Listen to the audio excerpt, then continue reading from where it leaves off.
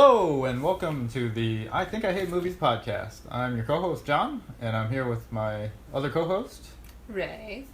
and we are here to discuss some movies we've seen. We actually had the special pleasure of seeing a sneak peek this week of a very popular superhero movie, very anticipated. It is Superman versus Batman, Dawn of Justice. No, that's a lie. In the spirit of the superhero movies that are coming out, we did watch some superhero movies. One of which was Catwoman, and the other Elektra. So, very female protagonist focused superhero movies. And I guess the first one we'll talk about is Catwoman. This is a movie that stars Halle Berry as Catwoman, not Michelle Pfeiffer, as one might expect. And yeah, I guess you could call that a movie. I mean, I don't know. Had a beginning, a middle, and an end. Yeah, jeez. You know, my mom always taught me, if you have nothing nice to say, don't say anything at all. So, Cue crickets. moving on. Elektra. No. Okay, we have to talk about Catwoman. Because this movie is awful in so many special ways. Mm-hmm. Yeah. Do you have any salient points or thoughts you'd like to start off with here, Ray? Where should I start? Oh. Yeah, it's very difficult to begin. So I guess I could begin with the beginning, with the amazing cat Photoshop credits that weren't even tried. It was like they put them up on Fiverr or something, and they're like, some freelancer will do this for $5 for us. They've got blurred out, erased Anubis's face replaced with a cat instead of just taking Sekhmet or Bastet pictures. They're like, let's use Anubis. Anubis is better. He can be a cat. Oh, and if you haven't gathered from this already, to preface this is about the DC Catwoman, I suppose. But not DC Catwoman. Sure. I mean, DC. This is the DC branded Catwoman, and this is a movie about a lady who becomes a cat, essentially, to be reductive. But anyway, yeah. Opening. I mean, right from the opening, you knew this movie was gonna be awful. Just that credit scroll. It just looked cheap. It looked. I mean, whatever. Yeah, it's a credit scroll, but... Yeah. So, Halle Berry plays... Okay, actually, let's talk about the Catwoman character. Yes. Selena Kyle? Right. So, well, yeah, actually, let's talk about Selena Kyle. Let's Yeah. talk about the canon Catwoman character and what makes her interesting. Which version? I mean, I guess we could take Burton's Batman Returns version. Because, Okay. I mean, I like that movie, and I'm not one to discriminate, or, you know, I don't care about the canon. I don't care about the universes of DC. I don't care about which version is the, quote unquote right one. And I am a DC fan. I like Batman. I enjoy some of the stories that DC has told, but I'm not one to nitpick inaccuracies or weird nuances with specific DC characters.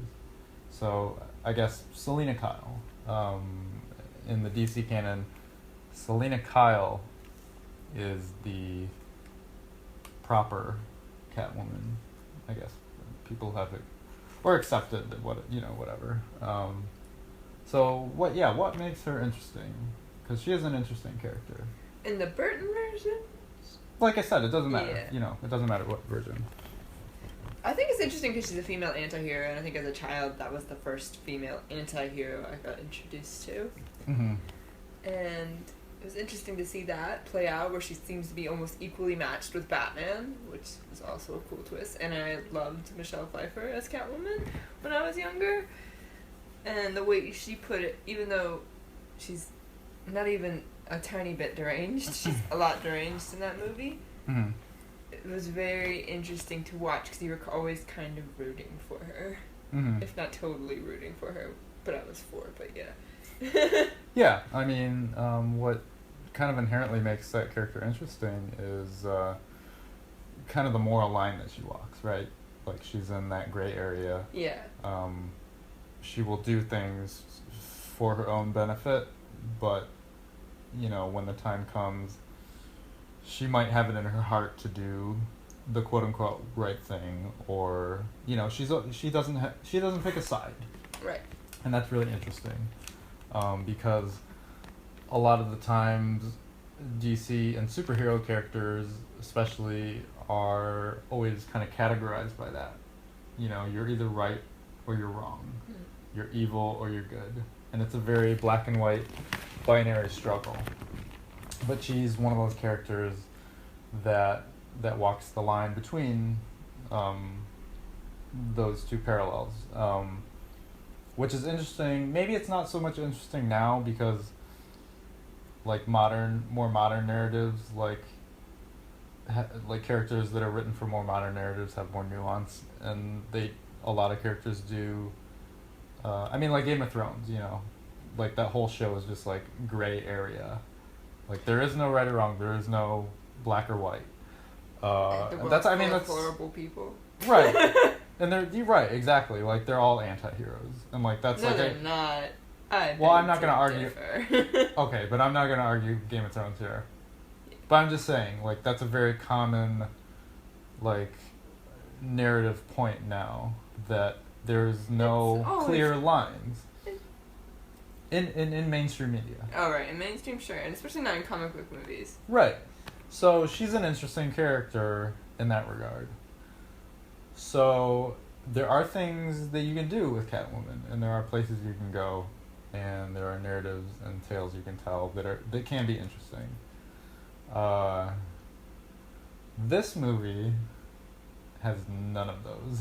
Like, this movie has no nuance. This movie, the characters that they attempt to build are like templates. They're total archetypal, like, tropey characters. So, like, I don't know, how would you describe this Catwoman?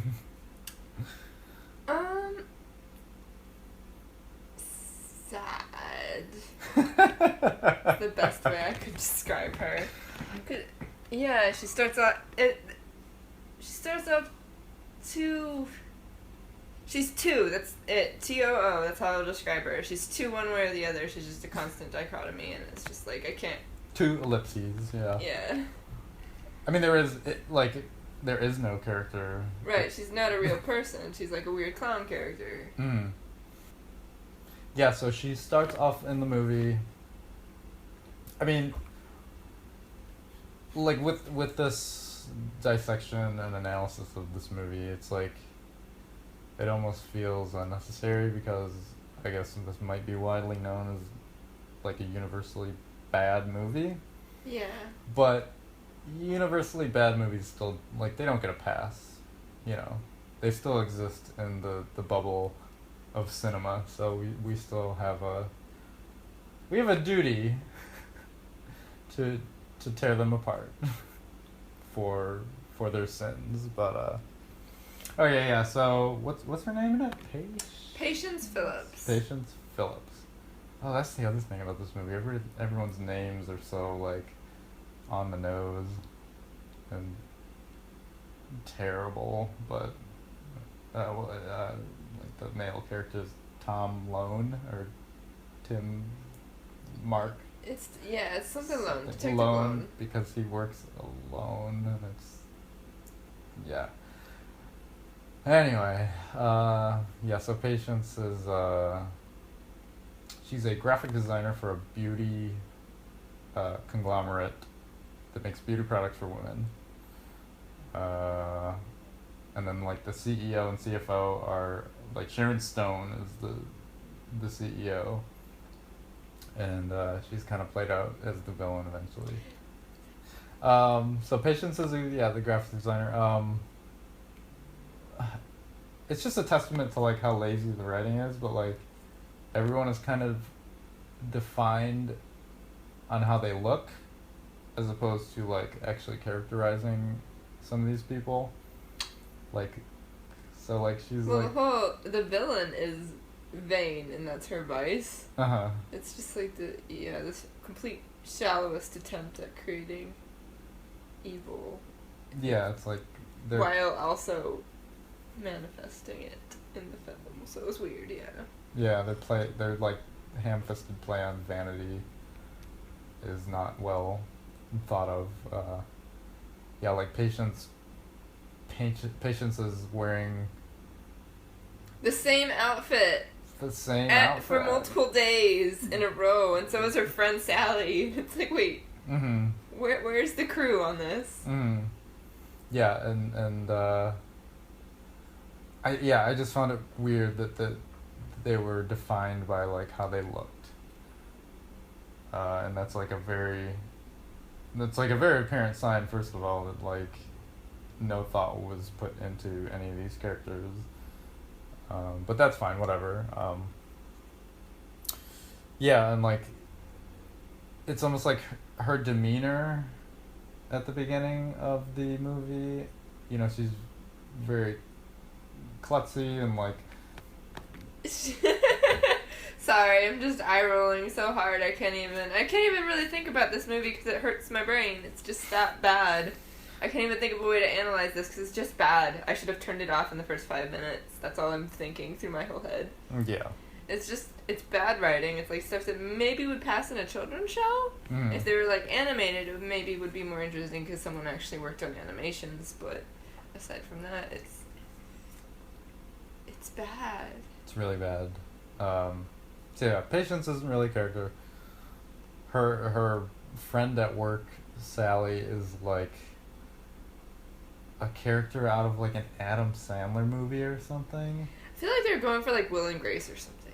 Yeah, some sort of weird TV sitcom that's she's trying a to be sitcom edgy. character. Yeah, I don't even think she's trying to be edgy. I just think she's written for comic relief, obviously. Yeah. But, like in the most suburban way. Yeah, like lowbrow, perverse, like lowest common denominator.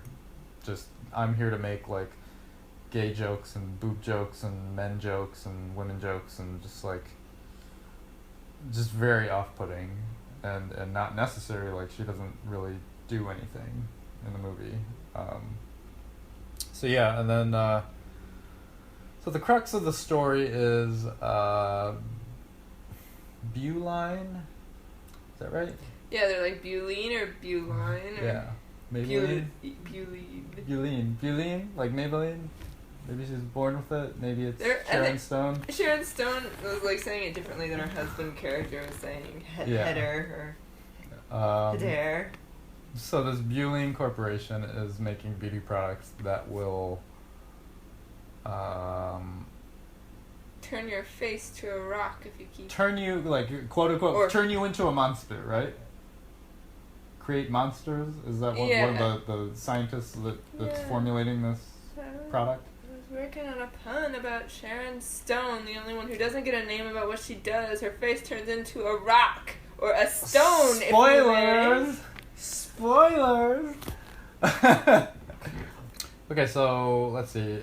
One night, Patience happens to stumble into the lab where they're creating these deadly beauty products for women, and she shockingly, overhears the plot that this evil corporation is partaking in. And then gets flushed out a sewer drain. You missed the part where she falls for no reason and knocks a bunch of shit over to announce her presence. Right. Because she's clumsy. Yeah. And she's clumsy, and so this is where she gets her powers. And this was actually a funny scene. This was hilarious. This was probably the best part of the movie. Yeah, we both laughed out loud during this part. We laughed aloud, actually. Maybe as a comedy, this movie is kind of good. If it wasn't also heartbreakingly bad. It's like a tragic comedy, really. It's almost Shakespeare. Well, it's a comedy because it's not marketed as one. True. But those cats, man. Well, yeah.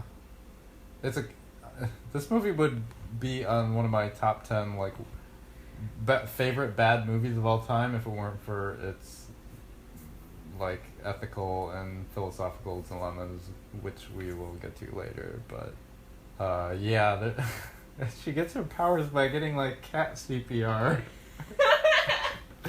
from like a. I think it was more like smelling salts. Like the cat just went and like right up in her nose and breathed horrid rancid fish breath in her, and it's like just instantly woke her up. Yeah, because she gets knocked out, from water or something, and anyway, she gets bestowed these cat powers. And through this whole movie, they clearly have a bunch of trained cats on the set, and yet they make this cat that does the weird CPR, possible rank breath cat, be CGI. It's like a weird CGI golem cat. Bad CGI. Like a huge bobblehead and really bad eyes. Incredibly bad CGI. What was the budget for this? $100 million? It was $100 million. You can do a lot with $100 million. Yes, but not make people see this movie, apparently, because they only grossed about $82 million. Yeah, that's still too much. It really is. So she gets bestowed her cat powers via like Garfield level CGI cat, and her powers are balance, like they're literal cat traits. Yeah, she even falls like a cat now, except for that one scene before they establish that she can fall like a cat, where she just falls from her cabinets or wherever she was right. sleeping. Yeah. Well, that might have been the day after she got her powers. It is. Yeah. So she falls like a cat. She can balance like a cat. She licks people now. She's confident like a cat. Right. She's confident now because a cat gave her powers. And when she's not paying attention, she climbs on furniture like a cat. Mm-hmm. Juxtaposed to the real Catwoman, that being Selena Kyle, who, I mean, I guess you could kind of disregard Burton's Batman a little bit, but, I mean, like in the comics, she's a sex worker who's, like, protecting, I think, oh god, is her name Holly? There's a girl in the books, like an orphan. So she has like a just heart in the books, but she's never bestowed like supernatural powers. She's just happens to be a cat burglar. She was a cat burglar, right? Yeah. So it was all like the point of any like superhero is like an exaggeration of strong character traits, and you can take that to an extreme, but like inherently in the comic books, like those were like exaggerations of strong character traits that she already had. So like Selena Kyle was already a very powerful woman, a very confident woman. She knew where she stood, and those were only accentuated because of the context of a comic. And this is like she gets her powers, and she was weak, and now I can run up a wall.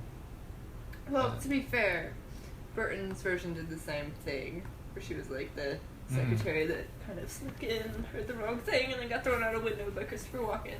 Mm-hmm. Spoilers. But like in the context of Burton's movies, that works, because it's like his movies are already like bombastic. Yeah, and, like, you're expecting a caricature, well, like a Burton style caricature. yeah, exactly. So, but in this movie, it's like she becomes a completely different person. You know, that's It's almost a hostage situation too, because it's like involuntary and she doesn't know what she's doing. right, and that's another. Yeah, that's a problem. Because you know, I mean, essentially, she gets these powers against her will.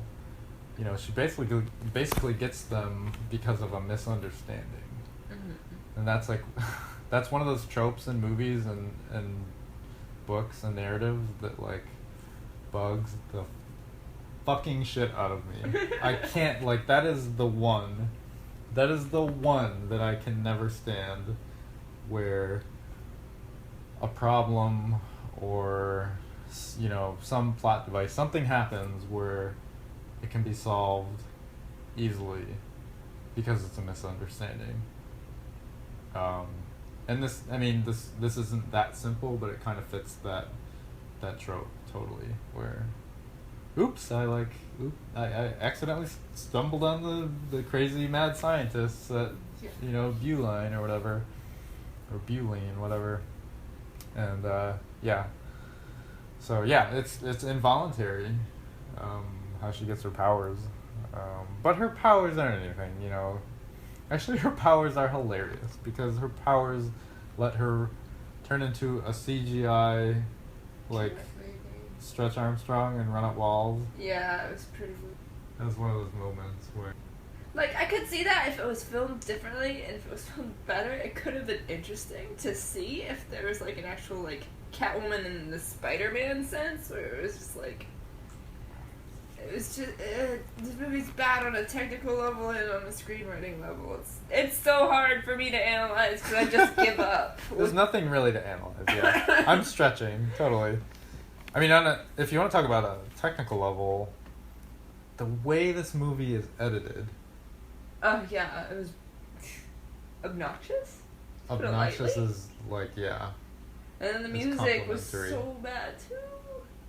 The choice of music is really strange, yeah. It's like the CGI and the editing, it's, like, inappropriate. You know, and a lot of it feels like iMovie samples of music that they just slid in, and it's like, we didn't want to pay anybody, so here, some weird samples that will play on loop over and over again. It's like the last fight scene, generic stock butt rock. Like, just generic, unlicensed, just butt rock. And it, like, I guess it adds to the scene because that scene is very terrible. Yeah. Well, I know I wanted to kind of touch on some of the ethical quandaries I had with this movie, but it kind of falls in the technical category. But one thing I noticed was the use of filters and the use of color in this movie, and the way it was filmed. You know, Halle Berry is black, and the way this film looks through all this weird post-processing, everyone's skin tone is the same. There's like this weird, like ubiquitous, like ambiguous nature to everyone's skin tone, and everyone just looks the same. Except for maybe Sally, because she's like she's kind of pale already. Yeah. So she looks even more pale, like she's glowing. But everyone looks... It's very oversaturated once she becomes Catwoman. Right. Yeah. And I get that, like, because, you know, you're making a comic book movie, but, you know, you want color, and it kind of takes that, like, weird Joel Schumacher route, where everything is too colorful. Mm. But at the same time, or in the process, like, everybody looks the same. And you have a black female main character, and her skin tone looks like everybody else's. It's, you know, the total, like, it's whitewashed, and it's gross. to pile on this movie would be, like, I could sit here all day, but I don't know, that bugs me, and I'll throw that in with the technical problems this movie has. But yeah, the problems this movie has is like insurmountable. Like, there is no way and there's no world or universe where this movie is successful. So yeah, in conclusion, don't watch Catwoman. I mean, I guess that's obvious at this point, right? It's 2016. It's an old movie and it's bad. Any closing thoughts on Catwoman? You need to get out? No? Okay. Alright, so the next movie we watched was Marvel's Elektra. And this was a follow-up to Daredevil, where Elektra appeared. So I guess this is a sequel? Kinda, yeah. Yeah, it's a follow-up. Yeah. I've never seen Daredevil, the Ben Affleck Daredevil in its entirety. Some bits and pieces. I have, and I don't remember it very well at all. Mm-hmm. That sounds right. That was a Kevin Smith movie. I believe you. It had Ben Affleck in it. Yeah.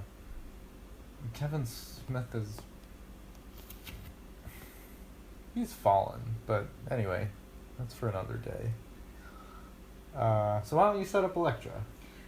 Okay, so Elektra tells the story of an excommunicated member of a weird training grounds for special people that is not Professor Xavier's school for special children, nor Miss Peregrine's, but something along those lines with more martial arts. And she's now an assassin. And it kind of drops you off right there more, and then flashes back to tell the rest of the story of her becoming an assassin and getting a contract to kill off 2 people whom she accidentally befriends before she gets the chance to know that she's supposed to kill them off in this particular assignment. And then it turns out that there's a bunch of people after these people that are also her enemies from previous conflict, and so on and so forth, and it all ties together in the end in a very concise superhero episode, if you will. Mm-hmm. That sounds good. Yeah, a lot of parallels you can kind of draw between Elektra and Catwoman. Elektra wasn't terrible. No. It kind of fits this very formulaic style that Marvel was doing in that time period. Like, it felt like a weird X-Men spin-off thing. Whereas, like, I think the X-Men movies are the first X-Men movie and X2 by Bryan Singer. I think those are excellent. I really enjoy those too. Yeah, those are really good movies. And this kind of felt like a weird spin-off of those. It did. Or like a side story. I don't know anything about Elektra. Like I said, I don't really remember the Ben Affleck Daredevil movie that well. So I kind of have to, or when I watched this movie, I kind of took it for like total face value. Same here. Yeah, what you're showing me is what you're building as Elektra as a character. So yeah, the beginning is really hard to follow if you don't know what's going on, I think. It seems weird when jumps they in there. have that actor. And they have Mr. Malfoy in there right at the beginning, and he's in there for like 2 minutes tops. And you're like, oh, okay, and then he's gone. And you're like, well, that's interesting. Was it a carryover from Daredevil? Because I don't remember. Yeah, the beginning seems like it kind of... I think Marvel movies do a better job now of introducing characters and building characters and making it a very broad experience for anyone to enjoy.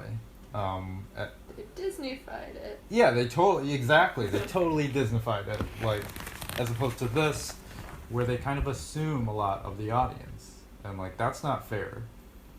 I like that more than the Disneyfication of things.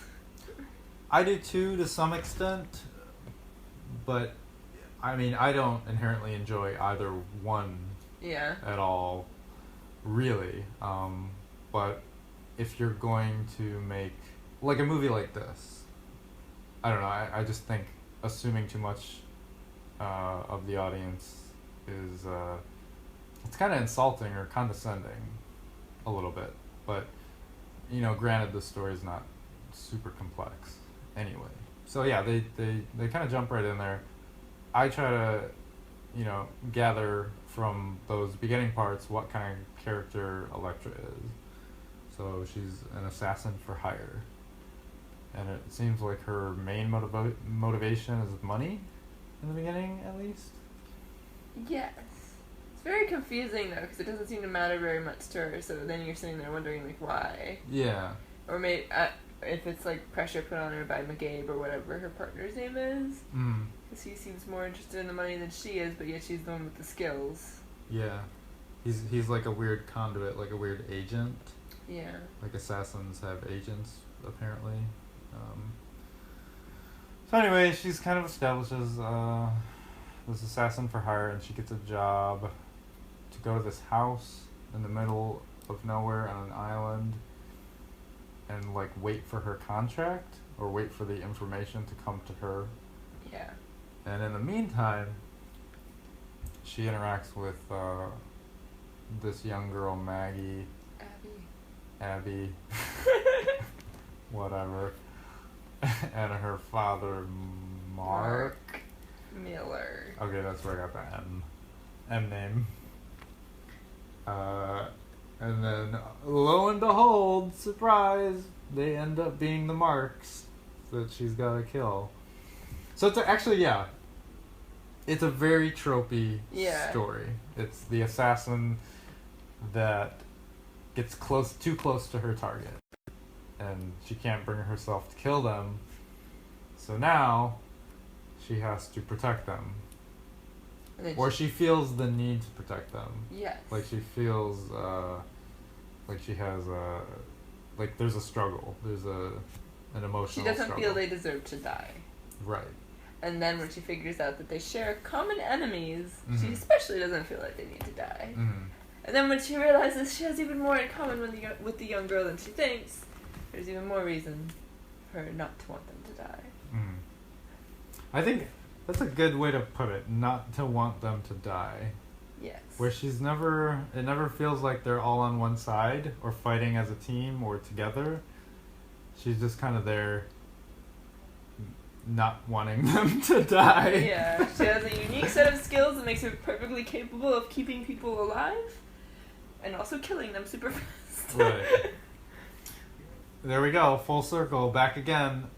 It's a fucking misunderstanding, basically, right? Is it? Where's the misunderstanding? In that she could have, she could have killed them, right? Yeah. And been done. Movie over. That'd have been great. That'd have been like a 15-minute movie. I'd have enjoyed that.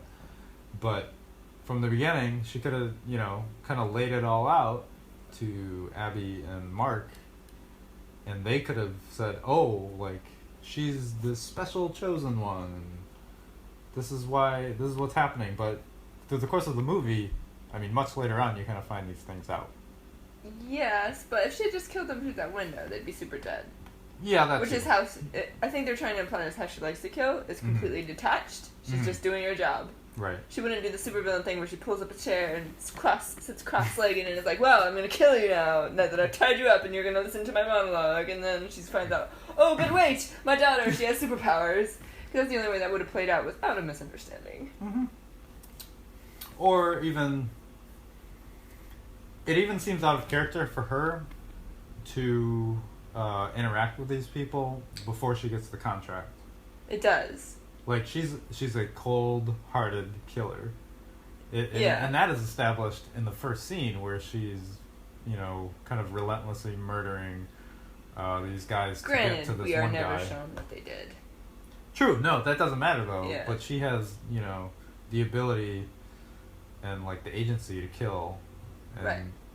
She kind of feels no remorse, right? Or it's not, at least not shown. she whispers in their ear before she kills them. Mm-hmm. Like, she taunts them before she kills them. So it's, like, established that she's cold-hearted. And then she goes and meets with these people before she knows that they're her contract and interacts with them in kind of a friendly manner, right? Right. It's it's kind of a casual environment. They're talking. They're just kind of shooting the shit or whatever, and she gets to know this Abby girl. So it just feels out of character. And granted, I don't know the Elektra character that well, but it could also be that intuition they're strongly hinting at through the whole movie too. Well, that's a big plot device thing, right? Well, that's also part of meditation and everything. That's her power, sort of, is what you're starting to see. And then she's kind of intrigued by this girl who's able to break into her house and steal a thing and get almost out. Mm-hmm. So it could have been an intrigue sort of thing that ends up paying off later. Mm-hmm. It was something that they built. Right. But if you have this power of intuition, then what is the point of the movie? If you know everything that's gonna happen. Well, she doesn't know everything. She's just got hunches, and she goes. She just knows when somebody's gonna die. That's important, basically. True. Yeah. That's when she gets her little intuition flash forwards. But I mean that's like convenient and whatever. I can kind of forgive that. Because it's like one of her few powers, other than being like a very skilled martial artist. So anyway, she gets close to these people, and that I don't know if that fits. That beginning, I was just drawing these parallels because we just watched Catwoman to both these protagonists are kind of like their main motivation is money, and they both happen to be female, but. It's like Catwoman's stealing, she's cat burglar, she's stealing diamonds and jewels, and Elektra is only doing this contract, albeit reluctantly, because she needs this money. Yeah, that is strange. Which doesn't really pay off ever. Mm-hmm. Pay off. Pay off. It doesn't pay. Anyway, so, did you notice, I'm sure you did, okay, so something that bothered me was, the inference to these emotional or possibly psychological, faults that Elektra seems to suffer from. Or the way they frame it kind of points to this. So for one, the flashbacks, for one. Yes. She kind of gets lost in her flashbacks. Yes. They're almost seen as like visions. Traumatic flashbacks? Is that what you're building up? Yeah. Almost like PTSD. They're definitely PTSD is what they're trying to portray. Yes. Right. And then the obsessive compulsiveness. I'm wondering if that came from the comic books. Okay. I would have felt better if they didn't say it, unless they were going to develop it more. But they do say that she's OCD later in the movie. Mm-hmm. Exactly. Yeah, that was like one of the first things that she does when she arrives at the beach house or the island house is she kind of organizes her toiletries very precisely, which I think is, I don't know, how to interpret that. I mean, I know what they were going for. Yeah. And they were alluding to, but like real obsessive compulsiveness is to ward off a phobia. Right. Or an obsession, I should say. Mm-hmm. Which would make sense if they were like around those flashbacks she was having. Mm-hmm. Or if they're also like paranoias about, because she is an assassin and she does have people after her, if they're Like, when she first did that, I was wondering if she was just arranging things a certain way so she knows if someone's touched them. Right, and that totally makes sense contextually. Yeah, and I'm almost wondering, because then you find out later the girl that she's rescuing is also OCD. Mm. So I'm wondering if it's supposed to be something that school she's going to is looking for because that tendency helps them, or they're trying to portray it as something that helps them in this profession or skill set. Mm-hmm. Like you could almost see it as like a higher sense of like precision, maybe. Or detail. A hyper awareness. A hyper awareness, right? And when it's wrong, but it isn't developed enough to know why it's there, and it's almost like a just thing that they threw in. That's what makes me feel like it came from the comics, is because it's like they just felt like they needed to put it in there, but it's like not developed enough to be. We need to add this character trait because she doesn't have enough character traits. Right. And the way they almost, it's kind of perceived as a flaw in the movie, right? Well, no, that's what's weird, is that it seems to be thrown in as a byline, and it never harms them in any way, but it doesn't help them either, so it's just like, why is it in there? Mm-hmm. Yeah, the PTSD, I can understand, but it's almost like that's like a lazy plot device to develop this character through flashbacks, in case you don't know who she is, like myself. So it's like, this character does have depth or a background or whatever, but we're only going to show you this through flashbacks. That could also explain her detachment when she's killed him, too.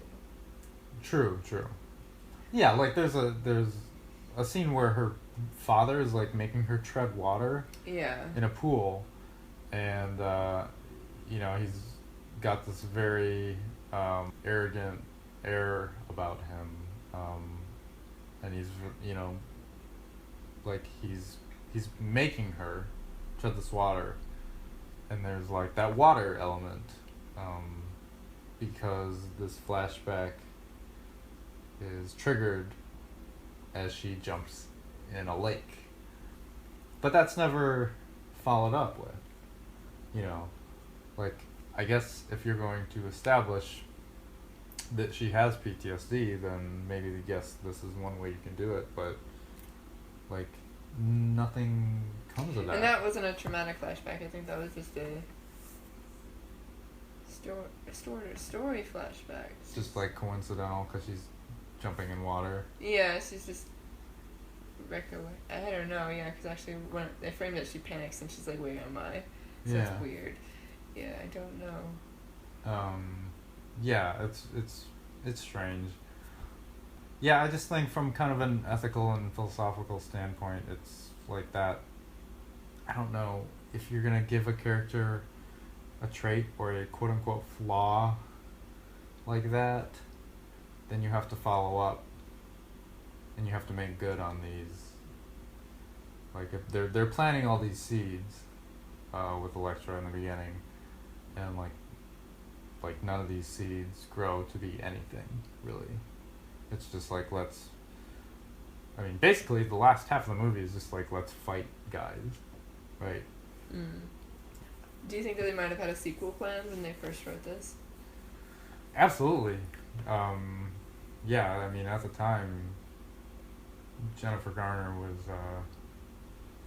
was in the zeitgeist. She was, this was probably after Alias, but she was a pretty big star. She was a pretty strong female lead, and I like Alias, actually. I've never seen it. Yeah, Alias is interesting.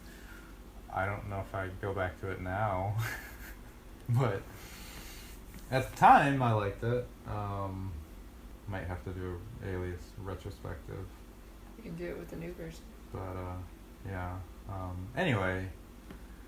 So yeah, they probably had a sequel planned, where these things would have been followed up on. But, when you're doing a self-contained story like this, like, that is not fair to start these, like I said, plant these seeds and they grow to nothing, Well, that's the thing, is that you can't develop seeds that deep.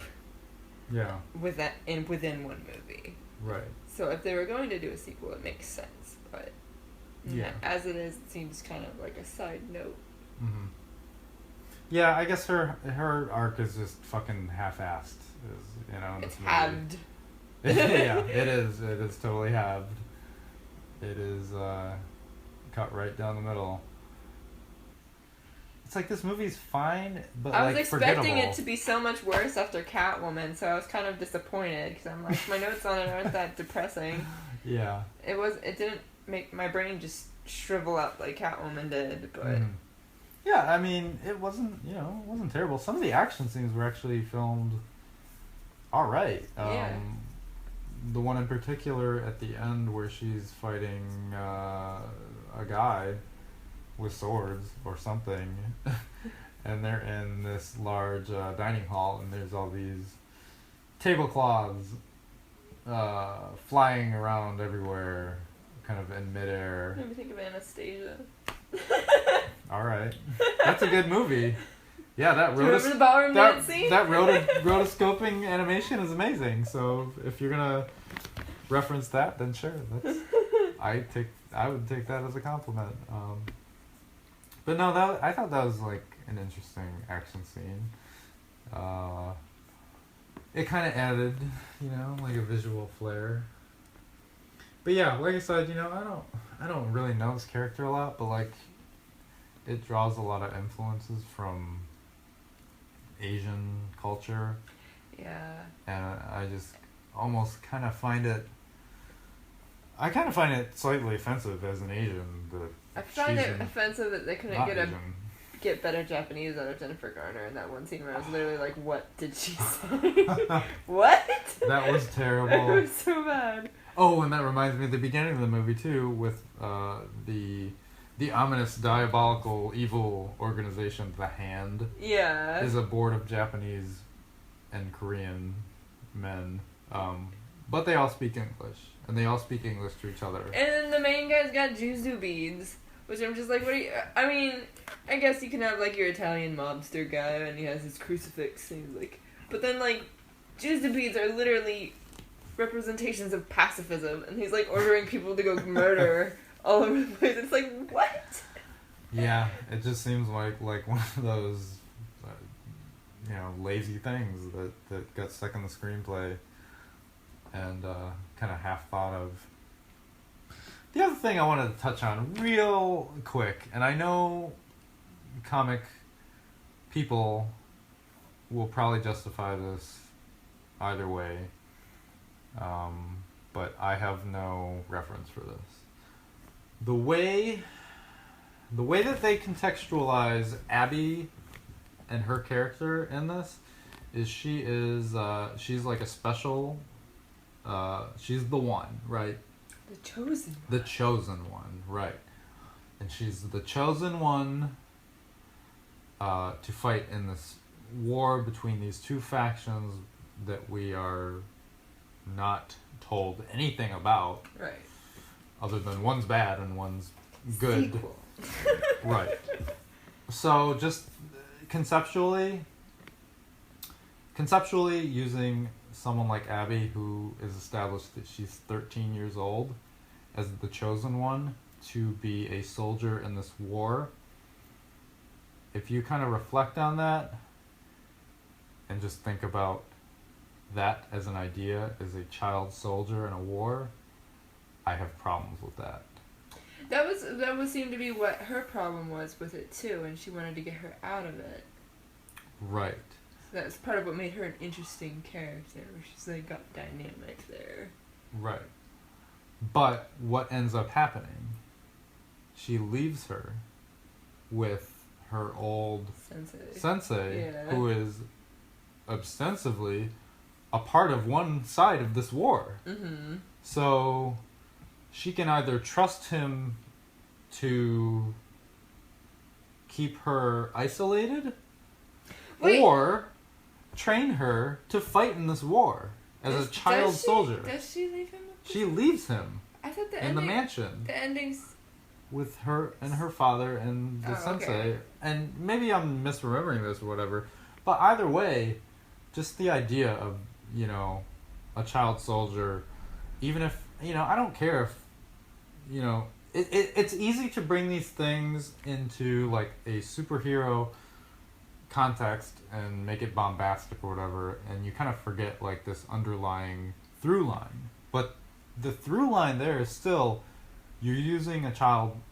to fight a war. Yeah. And there's something inherently just, gross about that. Yeah, but I'm pretty sure she's removing her from that situation at the end, because her sensei knows she did it and meets her at the end, but she's, like, giving the girl another chance. I don't know. It just kind of rubbed me the wrong way.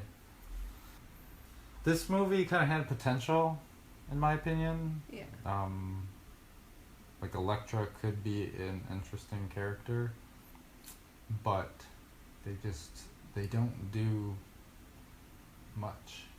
And they kind of fall into, I feel like they fall into a lot of tropes. Yeah, it's a comic book movie.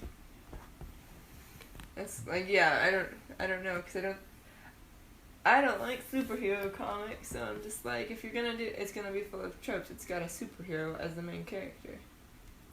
But you don't have to, like stuff like Watchmen, where you don't have those tropes. You do. Watchmen's totally full of tropes. It's making fun of tropes. Well, that's what I mean. I mean, like, if you're going to do a trope, like, you can subvert that. But they don't subvert any of it. They're just, they take it at wholesale, basically. I don't know. This movie's not terrible, but it's not good. It's not particularly good. It kind of follows a formula. Anyway. Okay, so there's a larger conversation to be had here, and that is specifically the objectification of women in these superhero movies. For example, in Catwoman, the first scene where she kind of embraces her powers, she is wearing like a leather getup, right? It's like a full bodysuit. I'm trying to remember this first scene. The first scene, she busts the burglars who are robbing the jewelry store. Right, yes, okay. And she's kind of got like a modest leather getup, right? She's got full leather pants, it's kind of like a corset and like a leather jacket kind of deal. And it's totally obnoxious, whatever. But then, like, one scene later, her outfit changes for no reason.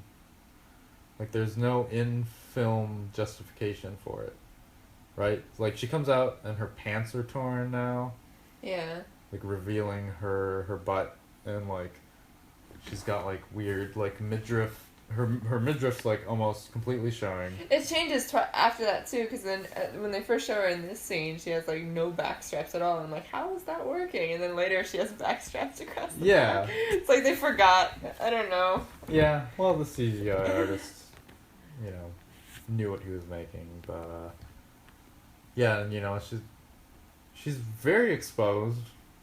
And there's no justification for it, other than to be confidence. Right. And that's where the problem is. Like, confidence is equated to, like, titillation in the eyes of, like, these types of movies. In the case of, like, Elektra, yeah, I wouldn't say it's as bad, right? No, she got like a almost full body suit. Like, for most of the movie, you don't even see her suit, and her suit's like, I'm guessing straight from the comics, she only gets one scene in that suit, and it's like, even at the beginning, you hear about this suit from the guy she's about to assassinate when he's talking about her legend. Mm-hmm.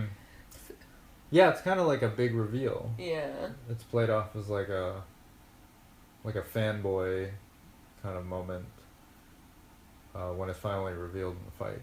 But, in Catwoman, they're given no justification story-wise or narrative reason why she looks like this now. Nor why her friend is the one who gave her the getup that she later cut up.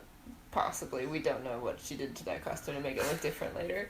Right. But it was given to her by her friend. And it's literally, like, the most intricate piece of wardrobe in that whole movie. It's got the claws and everything. But if you have like the type of coworker friend who's gonna buy you a leather getup, I don't know what reality you live in. Or, well, I guess there are certain professions where that might be normal. But it was a bit weird to understand in this movie. Yeah. Very lazy writing in this movie. Very lazy writing. But yeah, you know, this kind of overall consensus or view on women protagonists or superheroes in these contexts, I mean, obviously I feel it's like detrimental in a lot of ways. And unfortunately I feel like it's still happening. And it's like bleeding over. And I say objectification because that kind of applies to this movie in particular. Yes, because after she dons the suit the first couple times, it's literally just a strut scene that lasts for like a full minute when they film it, and there's multiple versions of this scene. Just the camera sort of like zooming in on various features of her body as she walks around. Yeah, it's gross. But yeah, I feel like this is still going on, that this is still an issue and this still has to be addressed. I mean, we have things like Batman vs. Superman coming out next week as of this recording. And supposedly Wonder Woman is going to be in this movie. I guess she's going to have a part. She's been in the trailers. And, you know, her costume is fine, I think. You know? It looks like the Wonder Woman costume. It's like the Wonder Woman costume. But then you get more into the parallel between Superman and Batman, no, I mean, I'm still kind of focusing on women and their roles in this. Yeah, it's more of a role, right? Because the movie is marketed as Batman versus Superman. Right. So what is her role? You know, you market this movie as these two alpha males going at each other and fighting for whatever reasons they feel are justified. But then you throw a Wonder Woman in there, and it feels like an afterthought. Especially when you look at the comparison of the differences they made to Batman's costume and Superman's costume. Granted, Superman is not as obvious, but it's clearly made of a material that's different than his former suits. It looks like it might have like a metal component or something special to it, and then Batman's all beefed out with like weird metal Batman suit, and then here comes Wonder Woman in her old leotard. Oh, okay. Like, that's right. Like, you give Batman a suit to serve a function. Right, and her clothes don't serve any function, so I think that's significant. Right. I wouldn't have minded if they didn't do anything to Batman's costume, but they did do stuff to Batman's costume, and they didn't do anything to Wonder Woman's costume. Right. Like in the Catwoman movie, I wouldn't have cared so much if it was something that she genuinely wanted. Like, this was a suit she saw in the window, like the Michelle Pfeiffer one, where she's like, oh, yeah, I'm going to make this better, and she sews it or something. But no, it's this weird side of her that she hasn't even really realized is her doing these things, because she has an almost amnesiac reaction after these happen, where it's like, oh, I guess I just went out on the town for some reason in that outfit that my friend bought me that I said I would never wear ever. Yeah. She has no incentive to wear this. She doesn't want to wear this costume. Yeah, she's like morally opposed to it almost at the beginning, she's and then in she this flips. Costume. Yeah, and you know, you could almost, I don't know, attribute that to her like personality change, I guess. But again, I mean, yeah, it's more, to me, on the surface, you can look at the costumes and there's a commentary there, but when you look at it deeper, it's more of a role. Like, why is this character prominent, and why does this character have to be in the story? Like, a lot of it feels shoehorned, and Catwoman that movie is just pandering. Like, that whole movie is pandering to an audience, a specific type of audience. Elektra, not so much. I will give Elektra credit for that.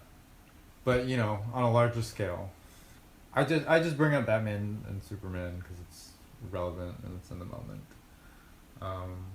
And Wonder Woman should be something that, like, anyone, especially women, can look up to as, like, a role model. Granted, she's a superhero, and she kind of fits in these archetypes, and whatever. But what she stands for, you know, you can ignore on a superficial level everything else. But what she stands for is important. And all this, too, coming from, you know, Zack Snyder, who's the director. I just have really... I'm not even tentatively optimistic about this movie. I can see it now, and I think this movie's going to have problems. And I hope it doesn't. I really hope it doesn't.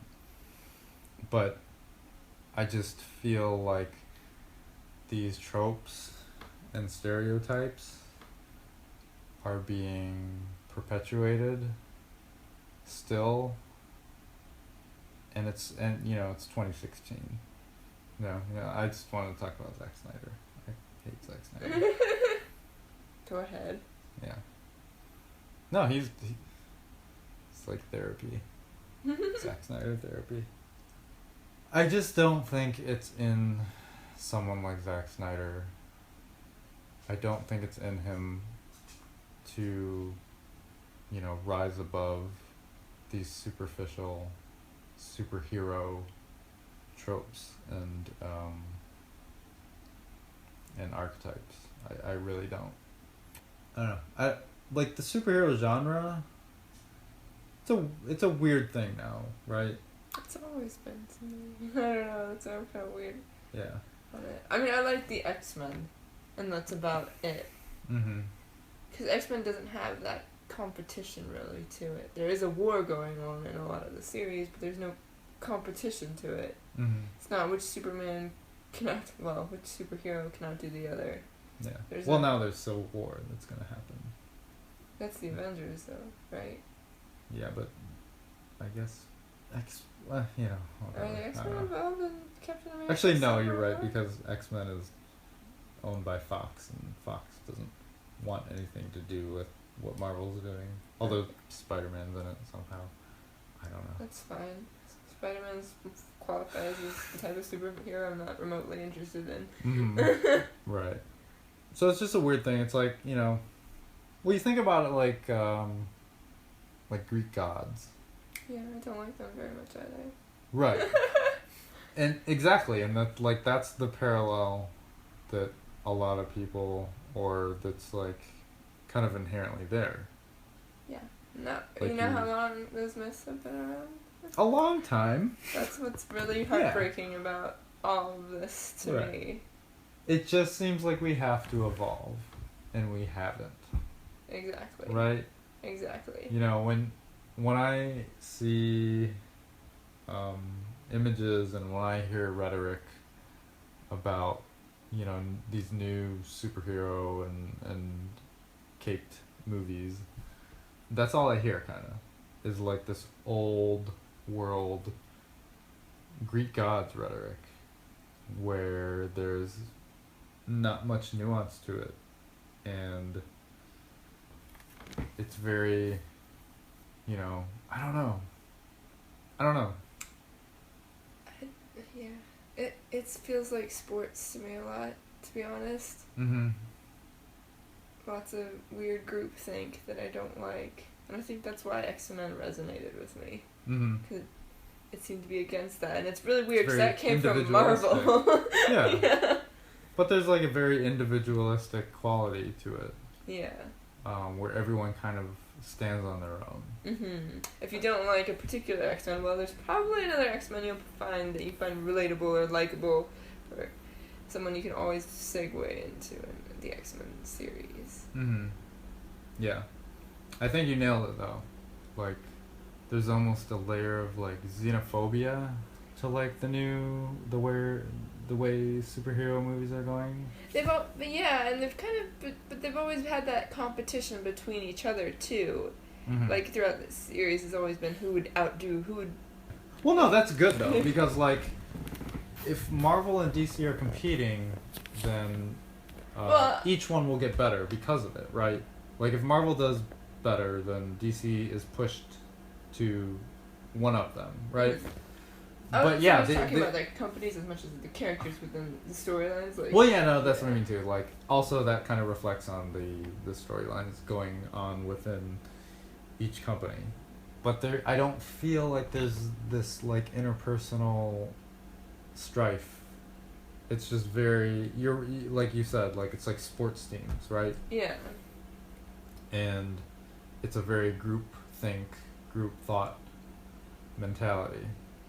Mm-hmm. You know, if you wanna get political, like Superman, Batman is like, you know, it's like Republicans and Democrats, right? Because it's like I mean, I'm not saying Superman represents someone like Bernie or Hillary, but the rhetoric in that movie reflects these real world things that are going on where people are xenophobic of Clark Kent or Superman. Like, you know, who is this alien? Yeah. You know, where did he come from? We don't want him. You know, he's spying on us, blah, blah, blah. And, like, I get that rhetoric translates to, like, real social issues. But the way that these films are going about it is so ham-fisted or so, you know, they're just off base. Yeah, they're people with superhuman abilities, too. So it's just like... Mm-hmm. Like, you're trying to do these real... Or you're trying to address these real-world issues, but also play out this, like, power fantasy. Right. And that doesn't work. Right. I mean, I guess there's a way to do that, but... They've created a problem in that they created a character they can't lose. They've created a self-fueling argument. Mm-hmm. The self-fulfilling prophecy. Not quite that, but... No, yeah. But, yeah. But you're right, like, you know, something like the X-Men is better in that it's like, it kind of deals with these more raw issues or tangible issues where it's like racism and classism and there's just interpersonal stuff too with the X-Men, which yeah. is nice because it makes them real, and they're like people who are actually struggling with abilities mm-hmm. that they're having to hide because they're still living in a somewhat real society. Mm-hmm. It isn't extremely futuristic or anything, or under no, I don't recall any alien attacks in the X-Men storyline. It's always just other mutants. Yeah. Well, I mean, you got Apocalypse. He's what? Is he an alien? Is he an alien? Apocalypse? I don't remember him. Yeah, he's the next movie they're making. Oh, really? The new Bryan Singer one. So. What does he look like? He's a big blue guy, or purple, and he's got a big face, and Big face. I don't know. Oh, I haven't read a comic in a long time.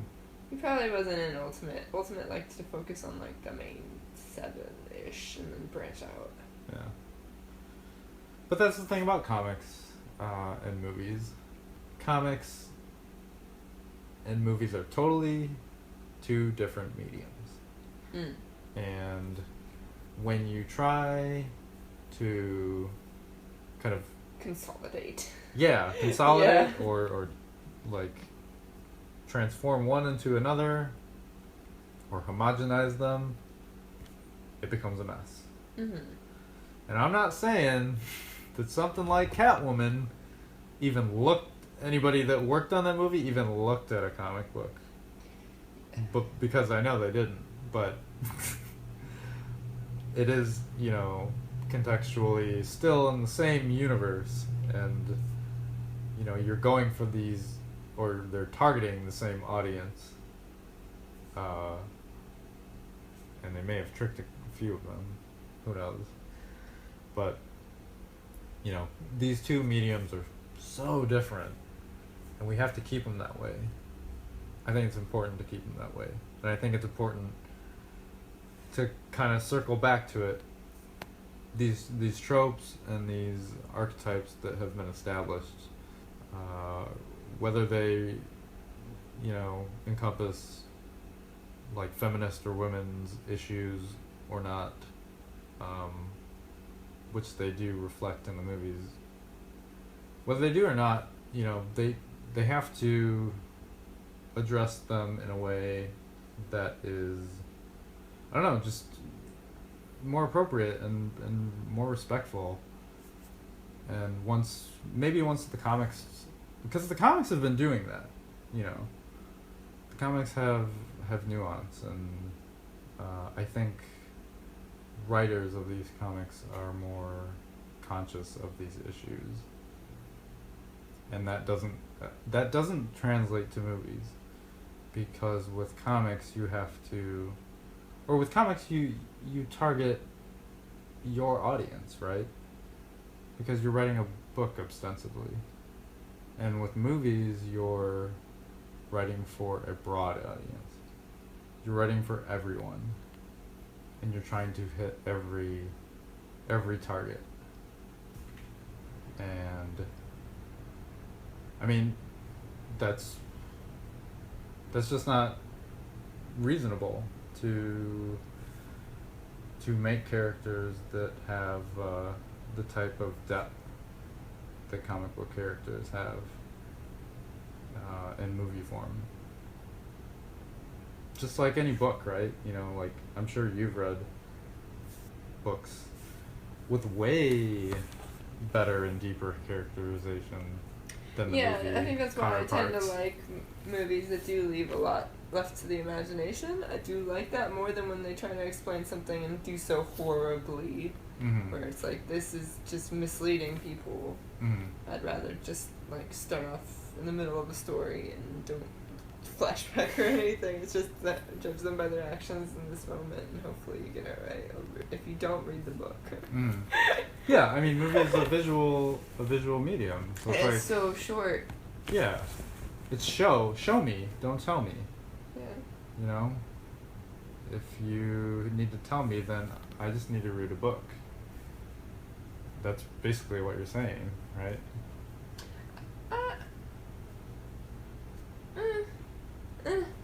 I mean, because some people can do it really well. Some people can tell a story really well. And if they could make a movie 8 hours and tell, like, everything in that book, I'd be totally down with that. Just do it in segments. I need to see this 8-hour movie. It would be really cool, I think. It would be. Someone should aspire to this. Yeah. It'd probably be Quentin Tarantino or something. Seems like something he might do at the end of his life. Tarantino will just wrap around in all his movies, since they're in the same universe, Yeah, right? just connect them all. We'll all connect. So we'll have like a 40-hour movie or something.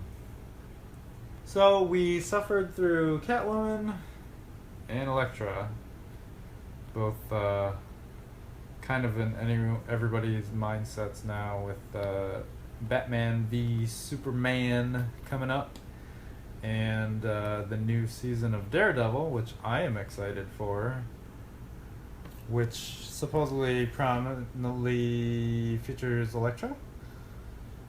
So you should probably watch those instead of Catwoman and Elektra, because they have problems and they're not good movies. So that'll do it. That'll do it for this podcast. Thanks for listening, guys. If you want to hit us up, what's the email address that you can send an email to? I think I hate movies at gmail.com. That's I think I hate movies at gmail.com. If you have any suggestions or comments, let us know.